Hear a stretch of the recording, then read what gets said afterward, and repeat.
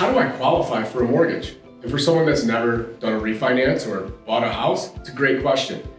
So I like to break it down in what's called the IPAC, IPAC. We're gonna look at your income, we're gonna look at your credit, we're gonna look at the property itself, and we're gonna look at your assets. So income, you need to have a debt to income ratio that's typically less than say 50%, meaning that the home that you're going to buy, the payment on that home needs to be less than 50% of your monthly income. In addition, you've got to look at all of the other things that show up on your credit report. Those payments on your credit report plus the mortgage payment need to be less than 50% of your monthly income. As far as assets, that basically means money in the bank. Now it gets tricky here because some people have cash, some people have big deposits going in their bank account. Underwriters don't like either one of those. They don't want to see big deposits, they don't want to see cash.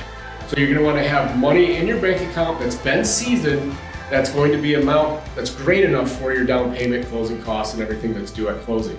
Your credit, that's getting tougher, then it gets easier. It just kind of depends on where the market's at. But typically your middle credit score needs to be above a 620 to qualify for any mortgage. Now that's a middle credit score and that needs to be a mortgage credit score, right? So when you're on Credit Karma, and all these other Experian, that typically is not the same scoring model that mortgages use. So you're gonna wanna understand and have your credit pulled by a mortgage lender or mortgage broker so you know what your true mortgage credit score is. And we take the middle one. So, throw out the top, throw out the bottom, and take the one at the middle.